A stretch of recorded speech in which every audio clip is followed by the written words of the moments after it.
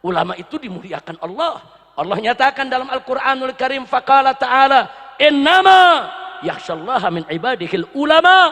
Sesungguhnya hamba-hamba Allah yang takut kepada Allah itu adalah ulama.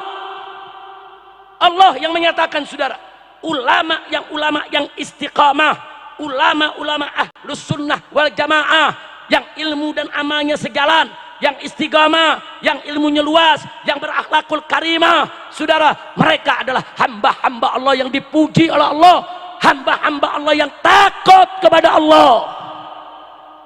Kalau Allah memuji mereka, ya kita wajib juga dong memuji mereka, ya ikhwan.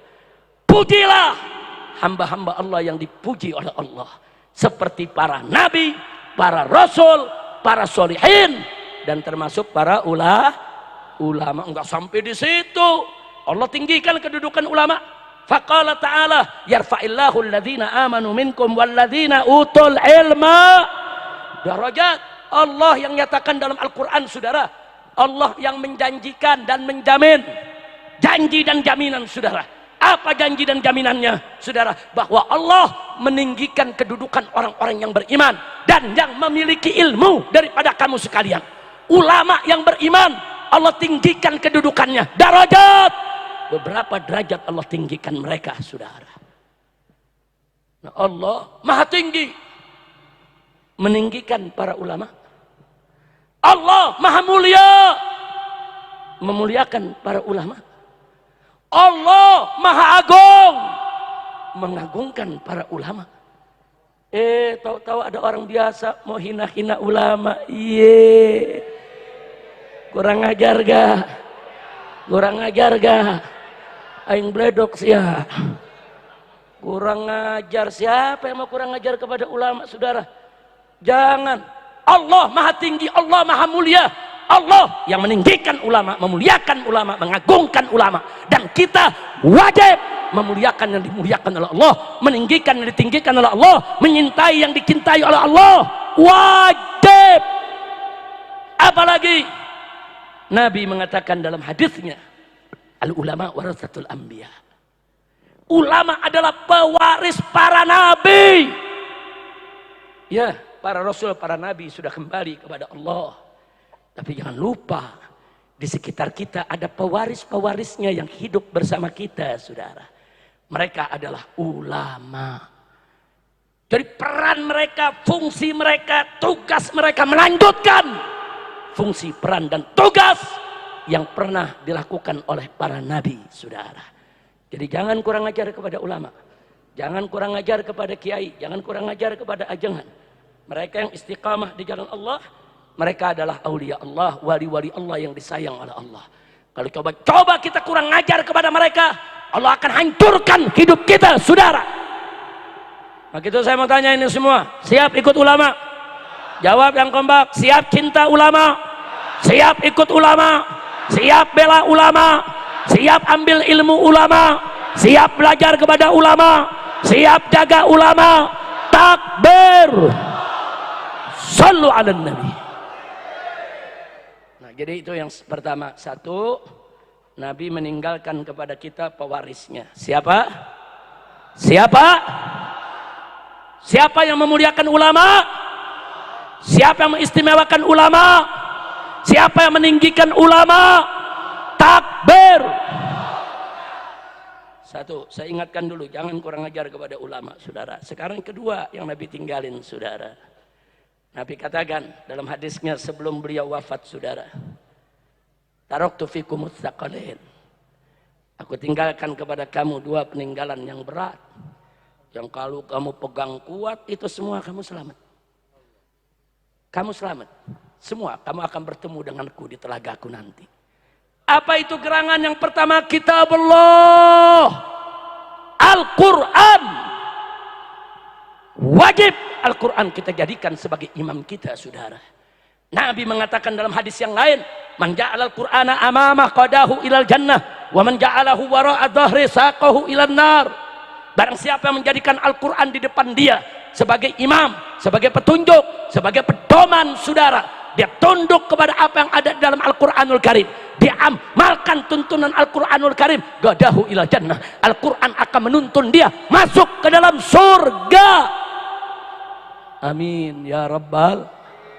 Tapi sebaliknya kata Nabi, wa man ja'alahu wara'a dhahri, barang siapa yang menjadikan Al-Quran di belakang tulang punggungnya, dia amalkan Al-Quran, dia nggak mau jadikan Al-Quran sebagai imam, pedoman, petunjuk, saudara, bahkan dia lawan itu hukum Al-Quran, dia nggak redho dengan ketentuan Al-Quran yang seperti ini, hati-hati, saqahu ilan nar, mereka akan masuk ke dalam neraka. Na'udzubillah min dalik. Makanya Al-Quran jangan dilepas. Dan ingat, manusia yang paling paham isi kandungan Al-Quran adalah Rasulullah Sallallahu Alaihi Wasallam. Makanya Nabi, Allah katakan kepada Nabi, kenapa tuh Al-Quran diturunkan? Litubayyina linnasi ma nuzzila, untuk kau jelaskan kepada umat manusia itu ya Muhammad apa yang diturunkan kepada mereka. Maka itu kalau berpegang teguh kepada Al-Quran, otomatis wajib berpegang teguh kepada sunnah Nabi kita Muhammad Sallallahu Alaihi Wasallam. Kira-kira jelas tidak? Jelas tidak? Nah yang kedua, saudara, kata Nabi, taraktu fikum mustaqolain, dua peninggalan aku tinggalkan. Kitabullah yang pertama, nggak bisa dipisah sama sunnah, saudara. Yang kedua adalah, saudara, itrati ahli baiti, keturunanku yang merupakan ahlul baitku. Ini hadis sahih, saudara.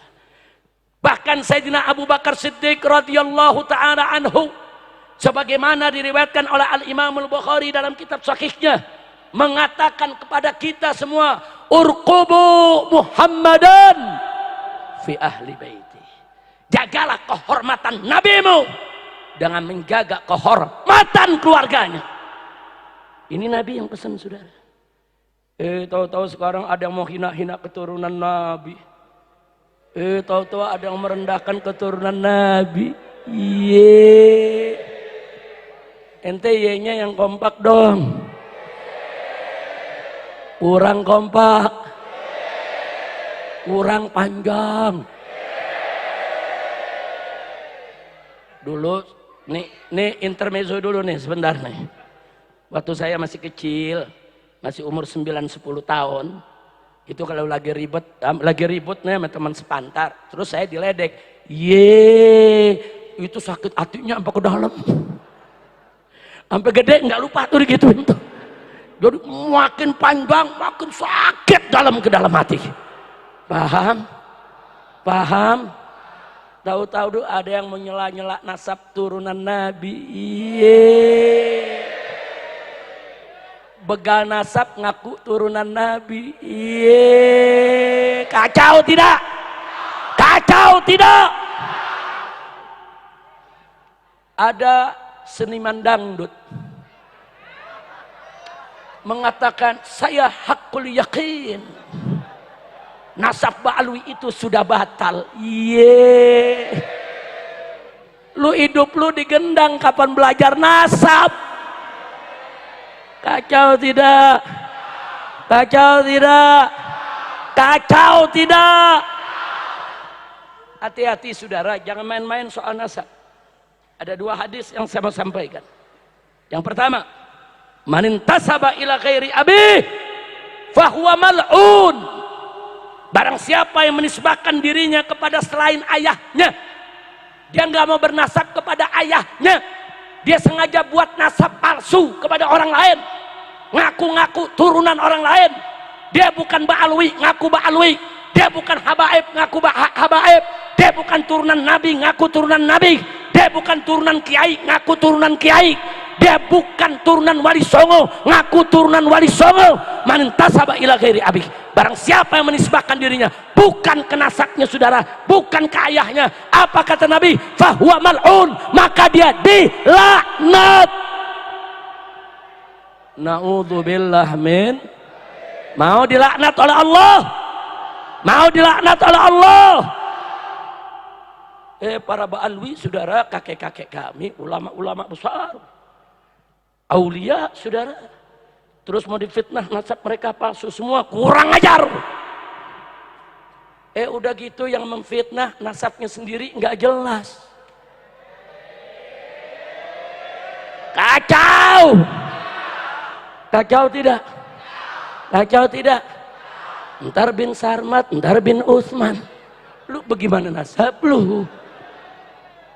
Astagfirullahaladzim, astagfirullahaladzim, astagfirullahaladzim min kulli dzambin azim. Saya mau tanya, kacau tidak? Kacau tidak? Ada pakar ikan nila ngaku ahli nasab.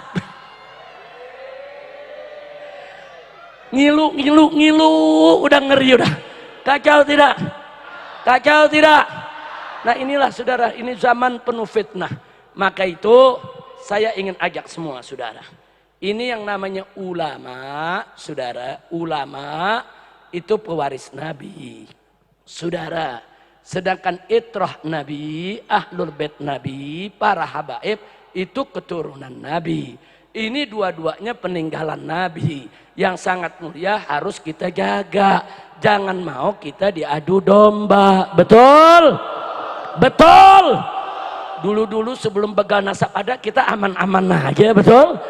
Kiai sama habaib akur, kiai sama habaib nyatu, kiai sama habaib peluk-pelukan. Bahkan banyak yang bebesan. Banyak bebesan, saudara. Berapa banyak kiai-kiai di Jawa Barat mantunya para habaib, saudara. Betul? Betul? Berapa banyak kiai di Jawa Barat punya mantu habaib, saudara? Bukan dikit, udah berkeluarga. Ada lagi yang kurang ajar, begal nasab ceramah. Silakan buka di video, saudara. Buka di YouTube, apa mereka bilang?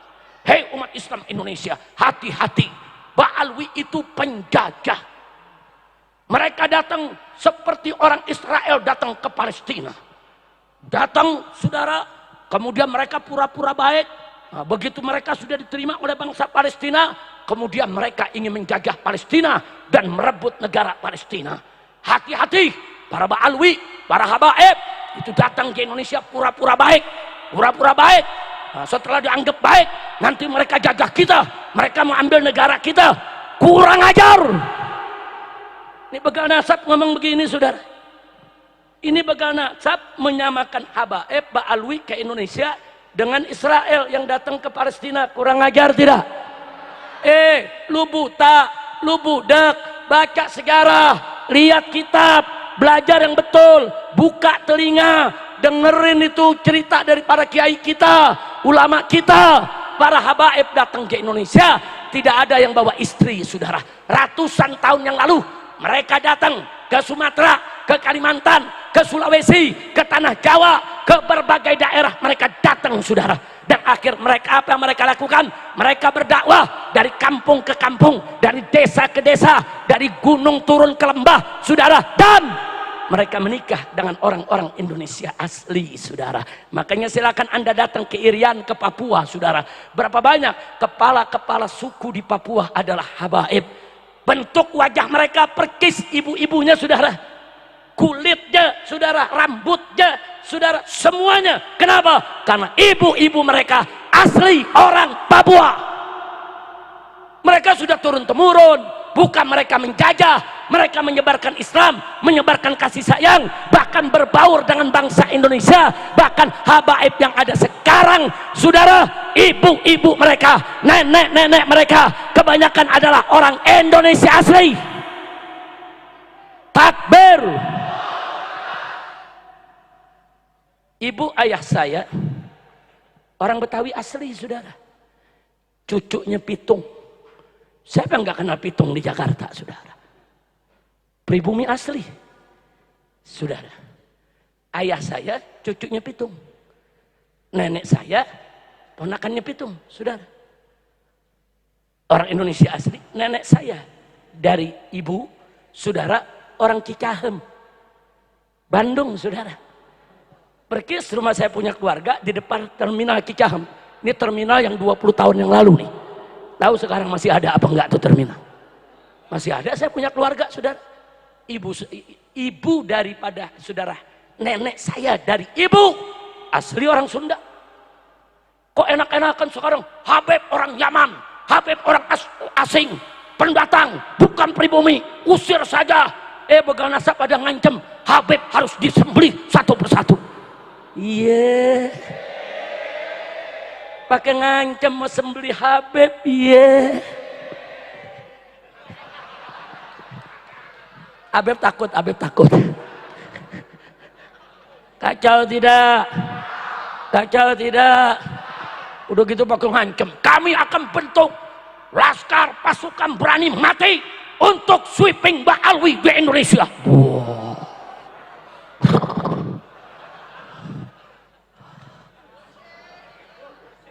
Diamin belawan. Diamin belawan. Saya jawab di mimbar-mimbar, bukan sombong, bukan sombong. Tapi kan kalau ancaman nggak boleh didiemin, betul? Betul? Saya bilang nggak apa-apa, silakan bentuk pasukan berani mati. Saya akan bentuk pasukan berani matiin. Setuju? Takbir. Ada ibu-ibu nanya, Habib galak bener berani matiin. Bu, bu, suara ibu nggak ada.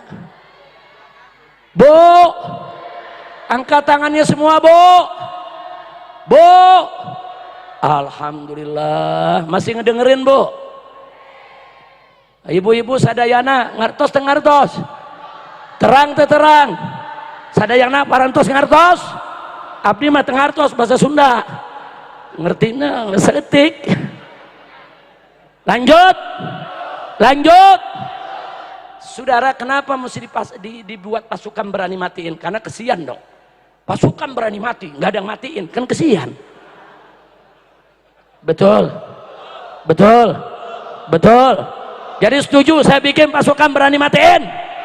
Takbir, setuju tidak? Setuju tidak? Siap ikut Habib? Siap ikut Kiai? Siap ikut ajengan? Takbir. Sallu ala Nabi. Tapi alhamdulillah saudara, sebelum saya lanjutkan, alhamdulillah ada kabar rahasia dibongkar oleh Syekhuna Al-Muhtaram Al-Mukarram, Syekhuna Al-Walid Kiai Haji Miftahul Akhyar. Beliau dulu ketua umum Majelis Ulama Indonesia dan beliau pernah jadi Rais Am, yaitu PB Nahdlatul Ulama. Beliau ulama besar di Indonesia. Beliau tinggal di Jawa Timur, saudara. Dalam satu sambutan beliau sampaikan, ini ribut-ribut soal nasab, ini ada bohirnya. Orang Sunda tahu bohir gak? Bandar, bandar. Calo, calo. Nah, tahu calo? Tahu calo? Tahu bandar? Nah, jadi Kiai Miftah mengatakan, ini urusan nasab nih gaduh ribut, ini ada bohirnya. Terus beliau bilang, saya tanya, kata beliau, kepada Kapolda Jawa Timur, Pak Kapolda ini kenapa sih ribut-ribut soal nasab kok begini? Ini kan bahaya kalau dibiarkan. Ini bisa mencah belah bangsa ini. Ini membahayakan keutuhan NKRI. Apa kata Kiai Miftah? Dijawab oleh Kapolda. Kapolda bilang, ya maklumlah Kiai, itu kan mainannya jenderal-jenderal Jakarta. Paham? Paham? Nah sekarang saya mau tanya nih semua nih orang Bandung, mau dimainin jenderal? Mau dimainin jenderal? Maka itu saya mau tanya, siap bersatu? Siap bersaudara? Siap berjuang bersama? Takbir! Ya memang yang begini mainan jenderal. Di Jakarta ada jenderal tua. Jenderal tua, kumisnya panjang ke bawah. Tahu jenderal tua? Tahu? Lu jangan sebut namanya, ditangkep loh.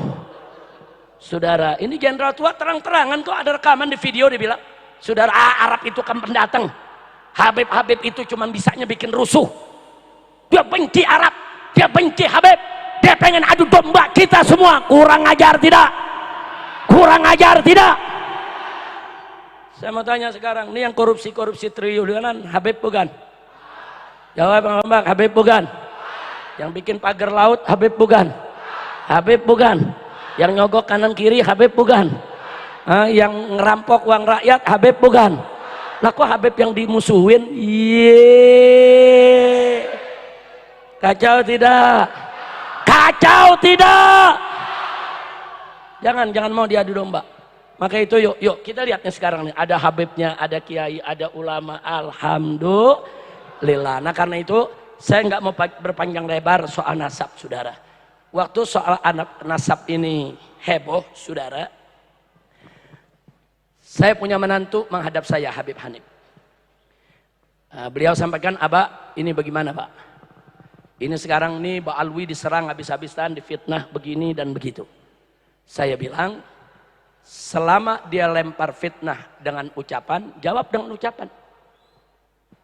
Kalau mereka pakai dalil, jawab dengan dalil. Kalau mereka bikin risalah, jawab pakai risalah. Kalau mereka nantang debat, datang.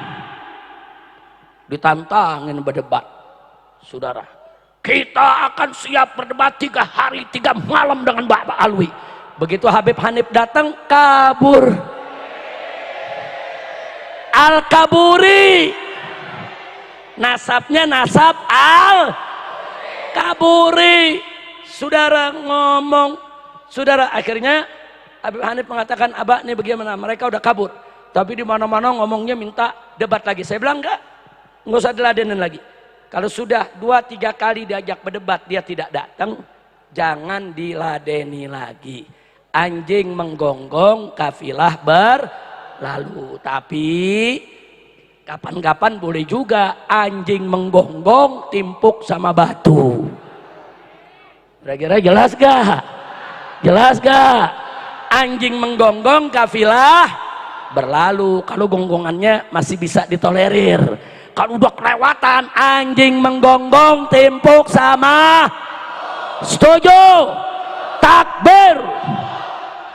Nah akhirnya saya amanatkan kepada Habib Hanif. Habib Hanif, hubungi ahli-ahli nasab. Konsultasi dengan para ulama, para kiai. Konsultasi ke Sidagiri, konsultasi ke Sarang, tempat Mbah Maimun Zubair, ada Gus Najih di sana. Konsultasi. Tanya kepada ulama-ulama, minta kirim.